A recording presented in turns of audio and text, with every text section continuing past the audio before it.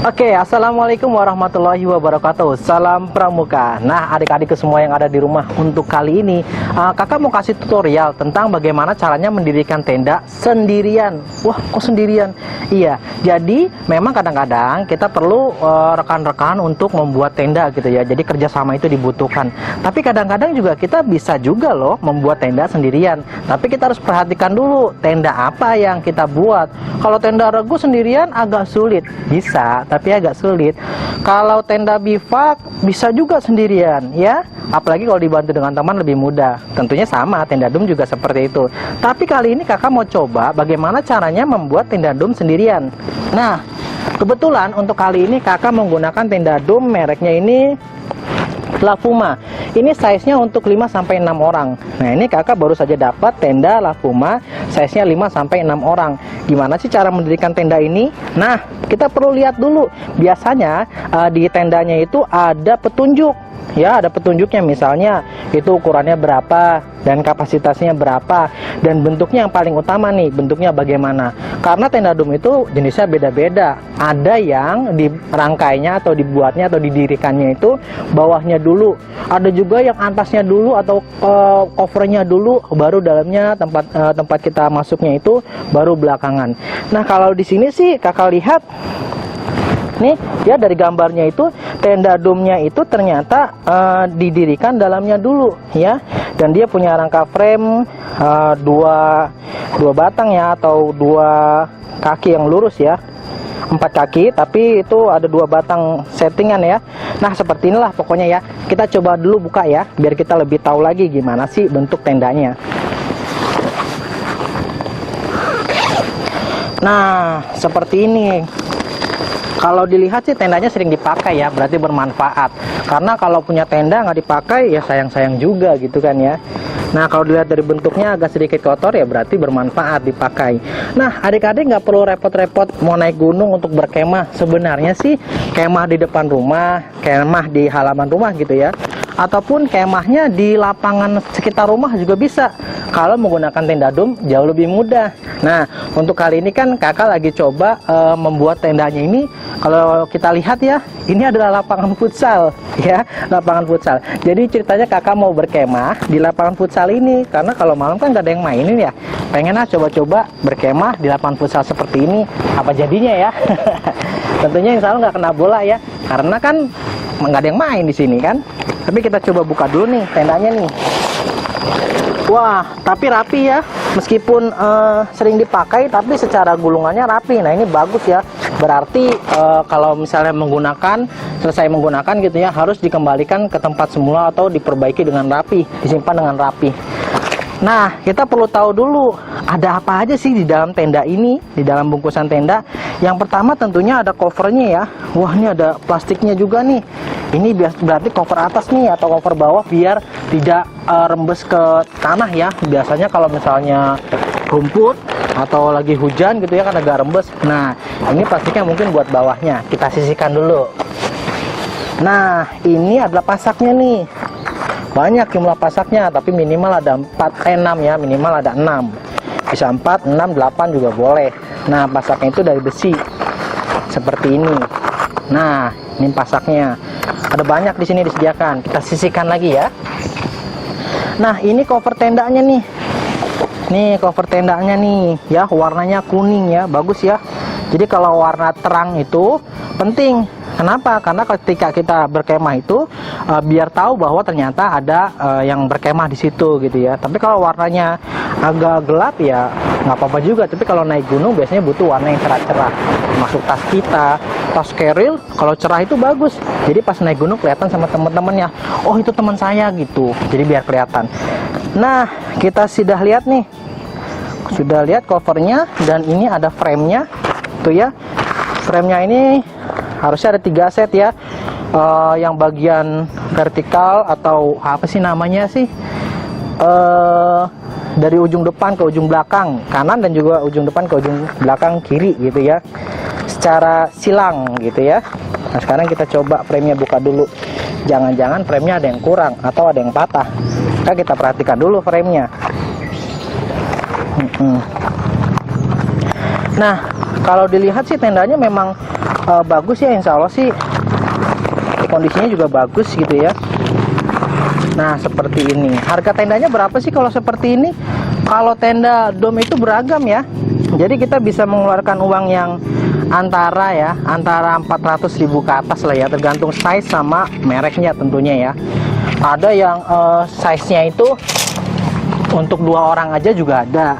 Ada yang sampai 8 orang gitu ya, yang besar sampai 10 orang dewasa gitu ya. Jadi beragam size-nya. Ada juga tenda dom yang bener-bener double deck dan lain sebagainya. Wah itu beragam lagi. Ukurannya juga beragam. Nah setelah itu kita buka cover bawahnya nih ya, bagian bawah atau bagian dalam. Kita perhatikan dulu pintunya ada di mana. Jangan kita bikin tenda tapi pintunya belum diperhatikan. Sebenarnya kalau di tenda dom sih bisa diputar-putar. Tapi gimana kalau kita menemukan tenda A? Kan pasti susah banget kan ya kalau menemukan tenda A. Nah kita akan coba menggunakan tenda dom itu atau mendirikan tenda dom ini, dan kita perhatikan dulu pintunya di mana. Karena ternyata pintunya di sini, kakak mau putar biar menghadap ke kamera, maka akan kakak putar ya. Pintunya dia di depan ya, pastikan pintunya ada di depan.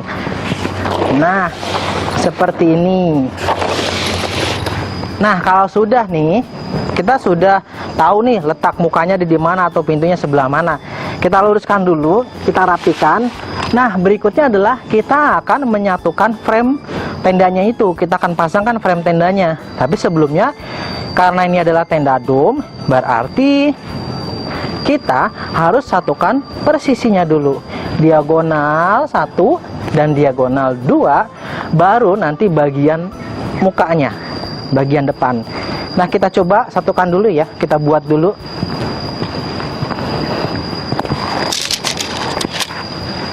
Ini framenya, kita coba ya. Kita coba perhatikan dulu, kita lihat. Nah yang perlu kita ketahui adalah karena framenya itu ada 3 diagonal, 2 untuk diagonal dan 1 lagi untuk bagian depannya, berarti kita harus tahu dulu yang diagonal yang mana dan yang bagian depan yang mana gitu ya. Nih 1 batang, kita coba lagi. Ini seperti ini. Biasanya kalau bagian depan itu lebih pendek daripada yang diagonal ya. Jadi kita harus satukan dulu semuanya, tiap framenya ya. Setiap set dalam frame itu kita satukan, lalu kita bisa ukur. Wah tentunya kakak udah tahu nih, yang pertama tadi ini pasti ini bagian depan karena lebih pendek. Yang ini lebih panjang, pasti ini bagian diagonal. Dan ini harusnya bagian diagonal juga. Nah kita coba ya. Nah seperti ini. Kalau menyatukan frame itu harus hati-hati, karena kalau talinya putus akan repot nantinya ketika kita memasang framenya ini. Tapi kalau diperbaiki bisa nggak? Bisa. Kita bisa perbaiki sendiri, bisa juga menggunakan jasa orang lain, menggunakan jasa lagi ya, outdoor yang biasa di pinggir jalan itu kan banyak tuh ya. Nah dia bisa kok membetulkan frame-frame kita yang patah ataupun tenda kita yang rusak. Nah sekarang kakak udah tahu nih, ada 2 diagonal nih, frame diagonal. Tinggal kakak mau letakkan secara silang diagonal seperti ini 1, dan yang satunya lagi seperti ini. Nah karena ini bagian depan, kakak taruh aja dulu di depan. Kakak sisihkan dulu ya. Nah seperti ini. Nah tinggal bagaimana caranya memasang si frame ini ke tenda ini. Harus ada triknya. Yang pertama kita harus lakukan adalah memasang ujungnya dulu. Memasang ujungnya dulu, ujung bagian belakang ya, biar nanti gampang bagian depannya. Ini framenya tinggal dimasukkan aja, dipasangkan ke tendanya. Nah seperti ini. Nanti kita tinggal dorong aja bagian depannya. Sama, ini juga seperti itu. Tinggal kita pasangkan, hap. Nah lalu nanti kita akan dorong dari depan. Kalau frame itu nggak boleh ditarik, dia harus didorong. seperti itu ya. Nah, karena tenda ini merek Lafuma yang kayaknya sih tinggal pasang doang klip gitu ya. Karena biasanya ada tenda dom yang harus dimasukkan dulu ke kainnya, baru keluar di ujung. Nah, tapi kalau tipikal tenda ini nggak perlu dimasukkan lagi ke kainnya, hanya tinggal menggunakan flip ini, tinggal ceklek, selesai. Wah, tendanya bagus juga ya dan praktis.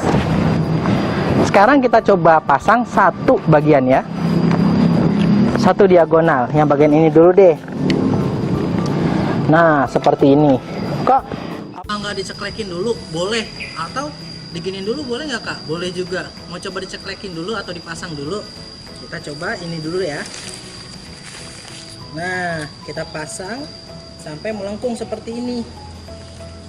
Nah, tuh akhirnya melengkung kan seperti ini. Jangan ditarik ya, harus didorong. Kalau ditarik dia bisa copot.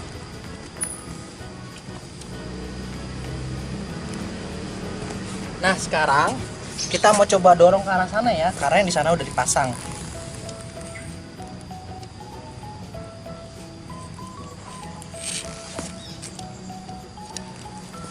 Iya. Kak, melengkung banget Kak. Iya, nggak apa-apa. Kuat tuh kalau frame begini mah. Nah. Kalau sudah, tinggal seperti ini kan. Nah, kalau sudah, tinggal kita pasang dulu deh bagian, maaf injek ya. Nah, bagian atasnya ini seperti ini. Lalu kita ikat. Kita ambil dari sana ya. Nah, kalau sudah, kan atasnya kita ikat sampai kuat, biar dia tidak copot lagi dan nggak jatuh.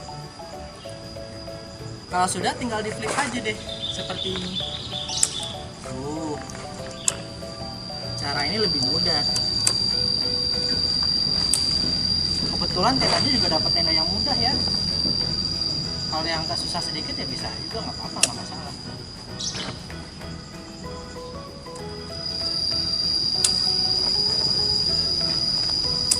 Pada dasarnya sih kalau tenda dom hampir sama lah ya semuanya cara pemasangannya, dan dia terkenal mudah.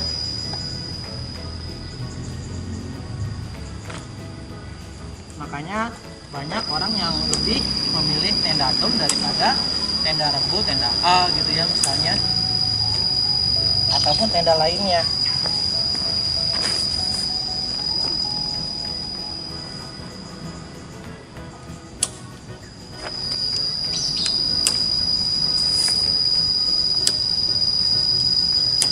Nah, sudah jadi kan. Kalau sepertinya ini udah kelihatan kan ya. Nah, uniknya tenda dom ya seperti ini. Kita bisa geser-geser sana ke sini, bisa pindahan. Jadi pindahnya nggak cuma kasur, rumahnya, tendanya kita pindahin. Nah, sekarang tinggal covernya aja, karena tenda ini udah bisa ditempati sebenarnya sih udah jadi. Tapi tinggal covernya aja. Kita coba pasang covernya ya. Nah, kalau kita lihat sih covernya nih bentuknya ada topinya ya. Jadi depannya itu sepertinya ada topinya ya, karena tadi ada framenya. Ada juga tenda dom yang depannya itu nggak pakai topi. Jadi cuma begini aja udah jadi. Tapi juga ada yang tenda dom itu depannya pakai topinya ya. Jadi pakai namanya kanopi. Oh, topi ya. Pakai kanopi ya, kayak topi Kardini ya, begini. Jadi ada kanopinya depannya. Nah, kita coba pasang dulu aja ya, biar kita tahu. Tapi kemungkinan sih memang dia jenisnya ada kanopinya ya. Kita cari dulu bagian depannya mana, seperti biasa. Nah, ini ya, ini ada sliding, ini pasti bagian depan, nggak mungkin bagian belakang. Kalau bagian belakangnya dipasang seperti ini, bisa buka tapi nggak bisa masuk dong ya. Kita coba ya.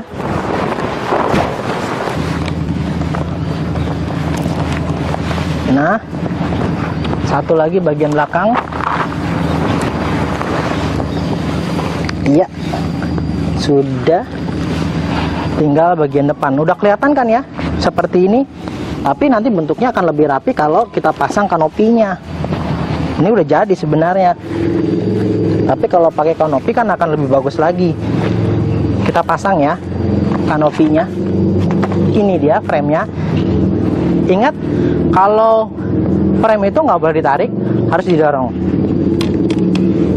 Nah, kalau yang ini bentuknya harus dimasukkan ke dalam kain. Nih, ada lubangnya untuk memasukkan frame. Kalau tadi yang diagonal ternyata nggak ada ya.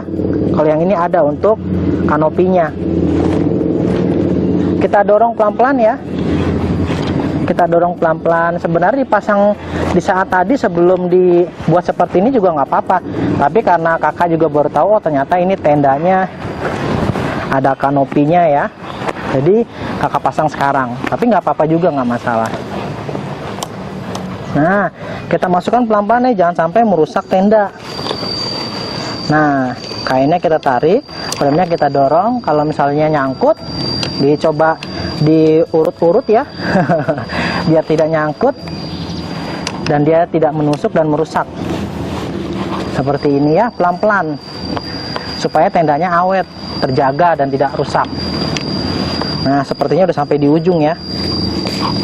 Berarti tinggal sedikit lagi. Oh, sekarang kita coba ke arah sini. Iya. Nah, kita lihat ya. Ternyata udah sampai di sini ya. Berarti itu bisa dipasang ke pengaitnya ini. Kalau ini pengaitnya ternyata jenisnya kayak pasak juga ya, seperti ini. Kita coba pasang. Apa udah cukup atau belum? Kalau belum ya kita harus dorong lagi dari sana ya. Nah, kayaknya sih udah bisa dipasang. Kakak coba pasang dulu, baru kakak dorong lagi. Nah, sekarang kita coba dorong lagi. Terus saja dorong ya, sampai yang sebelah sini juga bisa masuk ke pasaknya ini, atau yang sudah disediakan. Nah, pengaitnya bentuknya pasak. Nah, sudah jadi. Ini kanopinya bentuknya seperti ini. Nah, seperti ini. Ini bentuk tenda dom Lavuma, ukuran 5-6 orang dewasa. Nah, ini pasaknya. Karena di sini adalah konblok ataupun lapangan atau cor-coran, ini kita nggak bisa masang pasak. Tapi kalau seandainya di rumput atau di tanah, kita bisa pasang pasaknya ya. Kita coba pasang ya. Penasaran, pengen lihat bentuk sempurnanya, karena tenda dom itu macam-macam jenisnya. Nah, seperti ini. Kakak kasih batu kali ya, biar bisa lihat bentuk sempurna.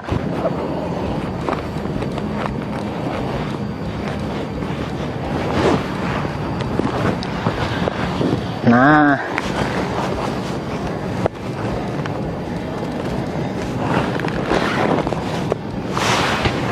oh begini ternyata bentuk tendanya.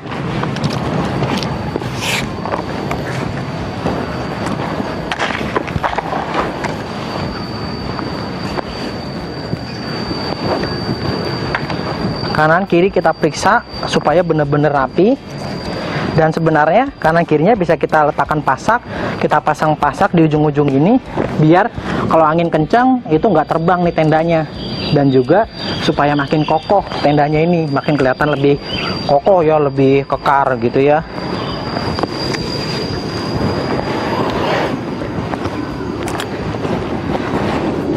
Nah, ini adalah cara memasang tenda dom sendirian. Tapi kalau misalnya ada teman-teman atau keluarga yang bisa bantu sih lebih enak lagi, lebih cepat pastinya. Tapi kalau seandainya sendirian pun bisa ya.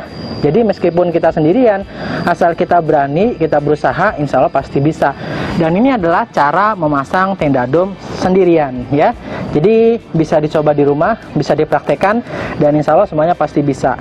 Itulah cara membuat tenda dom sendirian. Oke, terima kasih. Jangan lupa kita ketemu lagi di pertemuan berikutnya. Assalamualaikum warahmatullahi wabarakatuh. Salam Pramuka.